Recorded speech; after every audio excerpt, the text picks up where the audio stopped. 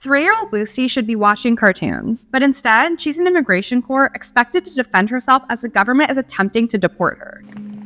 Here's the deal. On November 24th, I traveled down to Tucson, where 25 children faced Judge Irene C. Feldman regarding removal proceedings. The Department of Homeland Security alleges Lucy and these other children are in the country illegally and is attempting to deport them. Right now, a lot of these kids are being held in a shelter under the care of the Office of Refugee Resettlement, or staying with a family member in the U.S. These children have to either pay for a lawyer or hope someone will take their cases pro bono. But as the Trump administration ramps up arrests, immigration lawyers are already stretched thin. Without free legal services, these kids are in a tough position. Most are too young to work or don't have the authorization to do so. And the average cost to hire an attorney to fight removal proceedings in the US can cost as much as $15,000 or more. Kids obviously don't have that kind of money lying around. Do any of us? Most of the children lack legal representation, but 6 of them had attorneys from the Florence Immigrant and Refugee Rights Project. Because it can be exhausting navigating immigration court, and they're up against a tough system, a few of the kids represented by the Florence Project asked the judge to just send them back to their home countries, a process known as voluntary departure. Voluntary departure means they have more control over how they leave and leaves the door open for a potential return to the US. Many more, including 3-year-old Lucy, didn't have lawyers and were forced to face the judge on their own. Due to the absurdity of a 3-year-old serving as their own attorney, another lawyer from the Florence Project, who isn't representing Lucy, gave the judge information on the girl's case and handed Lucy a teddy bear to cool her nerves while facing the judge. Her next hearing was postponed to next year. Some children, including 17-year-old Jonathan and 16-year-old Alita, told the judge about their fear of returning to their home countries. Others, including 15-year-old Brian and his 10-year-old sister Brittany, told the judge they're struggling to find a lawyer. While the judge offered most of them more time to find a lawyer, it feels like a cycle. The kids come to court, they're offered a time extension to find legal help, they come back empty-handed at their next hearing because it's an impossible task for a child, and the cycle continues until what could be their inevitable deportation. Unless someone steps in, these children are stuck navigating a complicated legal system and facing deportation all on their own. Let us know what you think about all this in the comments.